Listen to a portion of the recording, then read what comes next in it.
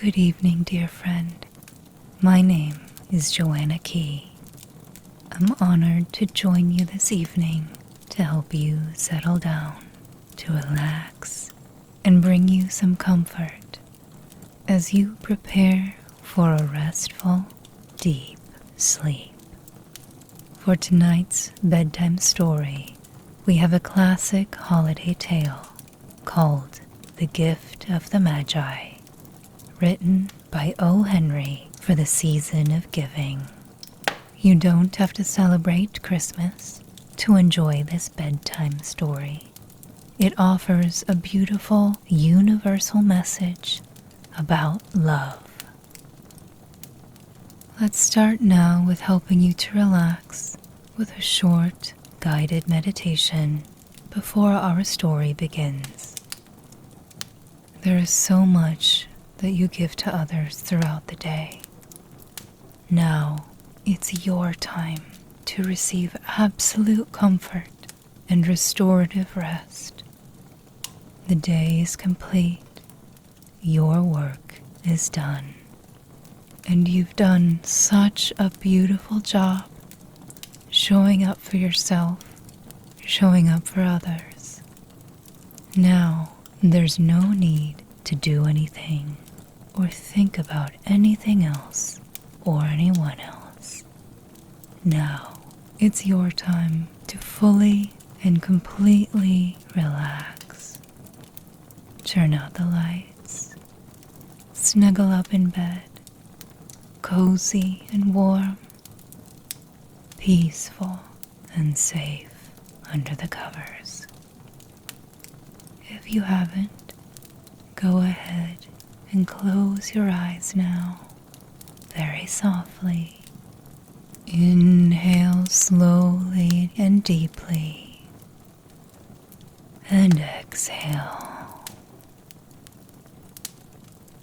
Relax your eyes, letting them soften and melt. Take another deep breath in and relax your neck, releasing all tension. Allow your head to sink deeper into your pillow, feeling so supported and safe. As you breathe now, imagine white, pristine, pure light. Breathe in that pure light, infusing, calming, and renewing every cell of your body. Breathe out, exhaling all thoughts of the day, any worries or fears. Exhale and let them all go. Breathe in again, inhaling that pure white light. It radiates from your lungs to every part of your body, saturating you with serenity and peace. Feel it illuminating and cleansing your mind, clearing and settling all your thoughts. As you breathe the white light, feel it relaxing every muscle, breathing in soothing comfort. Exhale now, letting go of any lingering tension, breathing it all out, and see and feel it being replaced with the pure white light, cleansing you, relaxing you, blessing you with supreme peace and divine love. Love that is always here for you in every moment. Open to that love now and release everything else. All love. Total peace. Supreme blissful serenity. Beautiful.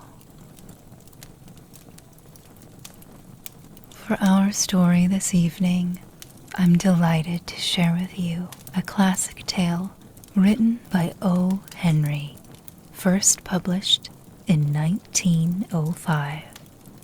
This timeless story relates a message that anyone can relate to at any time of year.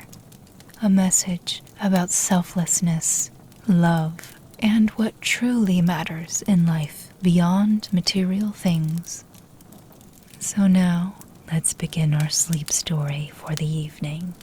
This is The Gift of the Magi.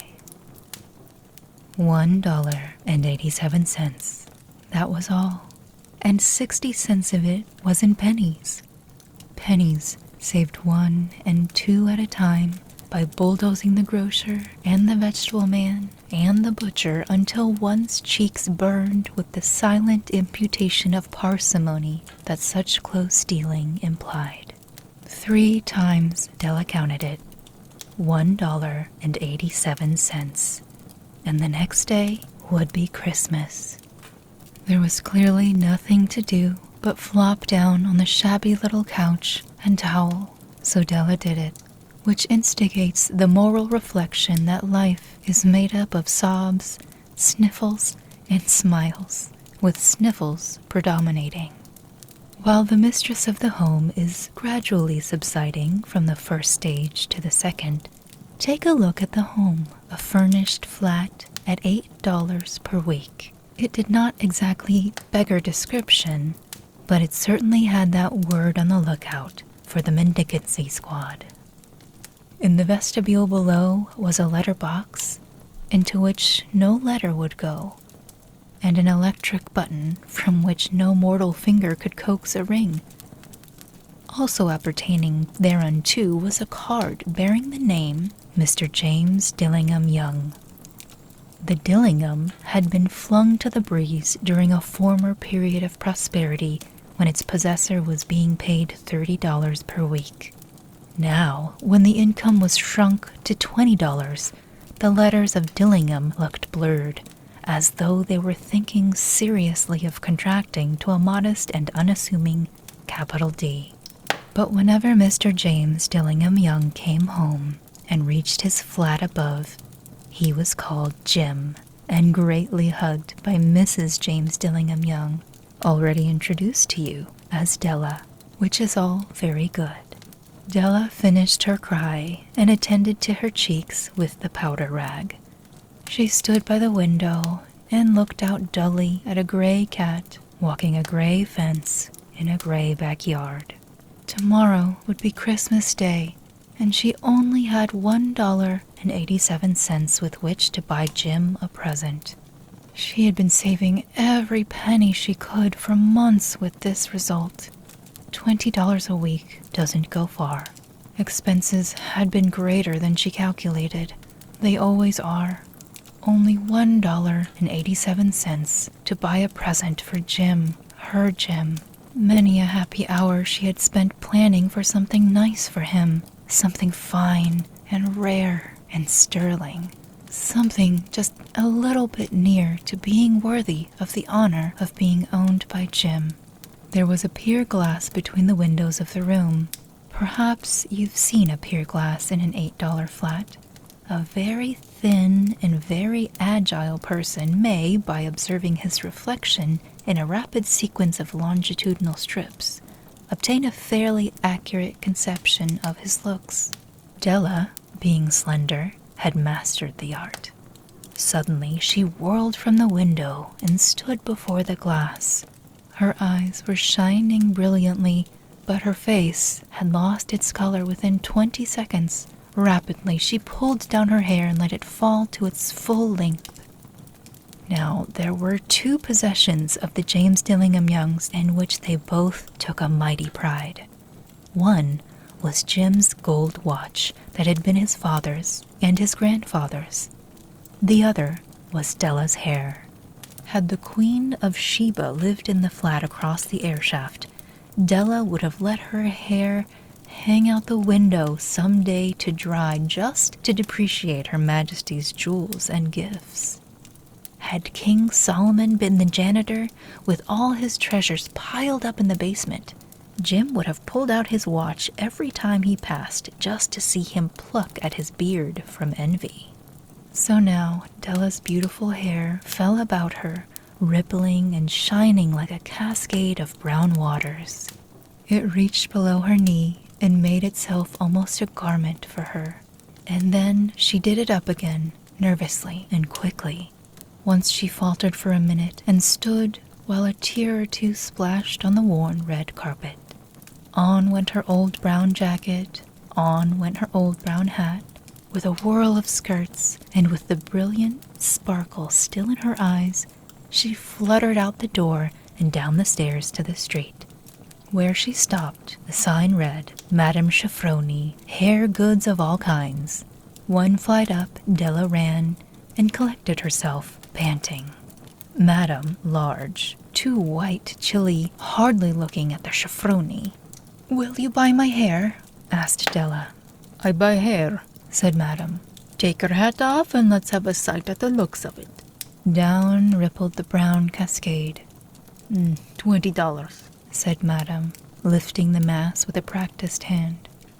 "Give it to me quick," said Della.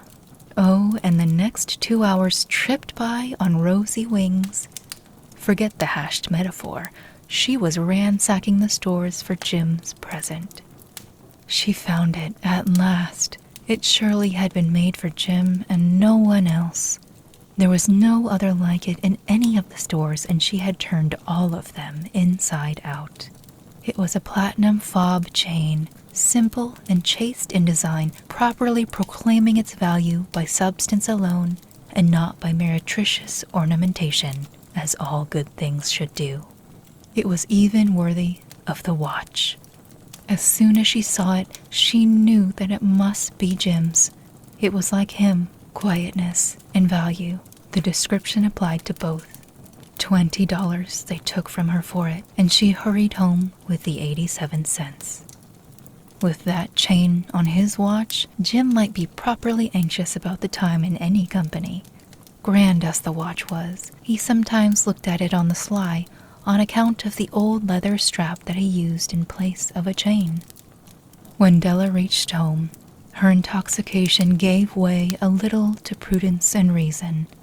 She got out her curling irons and lighted the gas and went to work repairing the ravages made by generosity added to love, which is always a tremendous task, dear friends, a mammoth task.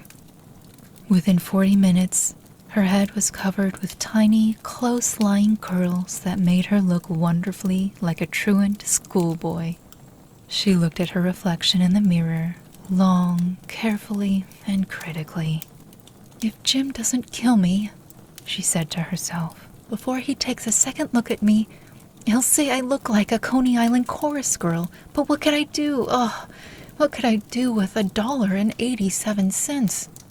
At 7 o'clock, the coffee was made, and the frying pan was on the back of the stove, hot and ready to cook the chops. Jim was never late. Della doubled the fob chain in her hand and sat on the corner of the table near the door that he always entered. Then she heard his step on the stair away down on the first flight, and she turned white for just a moment. She had a habit of saying little silent prayers about the simplest everyday things, and now she whispered, "Please, God, make him think I'm still pretty." The door opened, and Jim stepped in and closed it. He looked thin and very serious. Poor fellow, he was only 22, and to be burdened with a family, he needed a new overcoat, and he was without gloves. Jim stopped inside the door, as immovable as a setter at the scent of a quail. His eyes were fixed upon Della, and there was an expression in them that she could not read, and it terrified her. It was not anger, nor surprise, nor disapproval, nor horror, nor any of the sentiments that she had been prepared for. He simply stared at her, fixedly, with that peculiar expression on his face. Della wriggled off the table and went for him. "Jim, darling," she cried, "don't look at me that way. I had my hair cut off and sold it because I couldn't have lived through Christmas without giving you a present. It'll grow out again. You won't mind, will you? I just had to do it. My hair grows awfully fast. Say Merry Christmas, Jim, and let's be happy. You don't know what a beautiful, nice gift I've got for you. You've cut off your hair? Asked Jim laboriously, as if he had not arrived at that patent fact yet, even after the hardest mental labor. Cut it off and sold it, said Della. Don't you like me just as well anyhow? I'm me without my hair, ain't I? Jim looked about the room curiously. You say your hair is gone, he said with an air almost of idiocy. You needn't look for it, said Della. It's sold, I tell you, sold and gone, too. It's Christmas Eve, boy, be good for me, for it went for you. Maybe the hairs of my head were numbered, she went on with a sudden serious sweetness. But nobody could ever count my love for you. Shall I put the chops on, Jim? Out of his trance, Jim seemed quickly to wake. He unfolded his Della. For 10 seconds, let us regard with discreet scrutiny some inconsequential object in the other direction. $8 a week, or $1 million a year, what is the difference? A mathematician or a wit would give you the wrong answer. The Magi brought valuable gifts, but that was not among them. This dark assertion will be illuminated later on. Jim drew a packet from his overcoat pocket and threw it upon the table. Don't make any mistake, Della, he said, about me. I don't think there's anything in the way of a haircut or a shave or a shampoo that could make me like my girl any less. But if you'll unwrap that package, you may see why you had me going a while at first. White fingers and nimble tore at the string and paper, and then an ecstatic scream of joy, and then, alas, a quick feminine change to hysterical tears and wails, necessitating the immediate employment of all the comforting powers of the lord of the flat. For there lay the combs, the set of combs, side and back, that Della had worshipped for long in a Broadway window. Beautiful combs, pure tortoiseshell, with jeweled rims, just the shade to wear in the beautiful varnished hair. They were expensive combs, she knew, and her heart had simply craved and yearned over them without the least hope of possession. And now they were hers, but the tresses that should have adorned the coveted adornments were gone. But she hugged them to her bosom, and at length she was able to look up with dim eyes and smile and say, "My hair grows so fast, Jim." And then Della leaped up like a little singed cat and cried, "Oh, oh!" Jim had not yet seen his beautiful present. She held it out to him eagerly upon her open palm.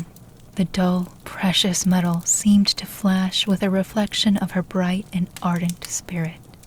"Isn't it dandy, Jim? I hunted all over town to find it. You'll have to look at the time 100 times a day now. Give me your watch. I want to see how it looks on it."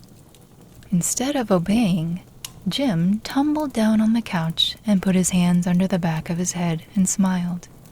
"Dell," said he, "let's put our Christmas presents away and keep 'em a while. They're too nice to use just at present. I sold the watch to get the money to buy your combs, and now suppose you put the chops on." The Magi, as you know, were wise men, wonderfully wise men who brought gifts to the babe in the manger. They invented the art of giving Christmas presents.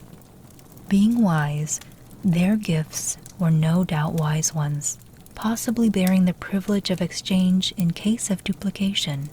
And here I have lamely related to you the uneventful chronicle of two foolish children in a flat who most unwisely sacrificed for each other the greatest treasures of their house.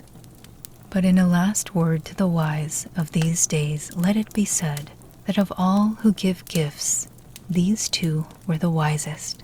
Of all who give and receive gifts, such as they are wisest. Everywhere they are wisest. They are the Magi.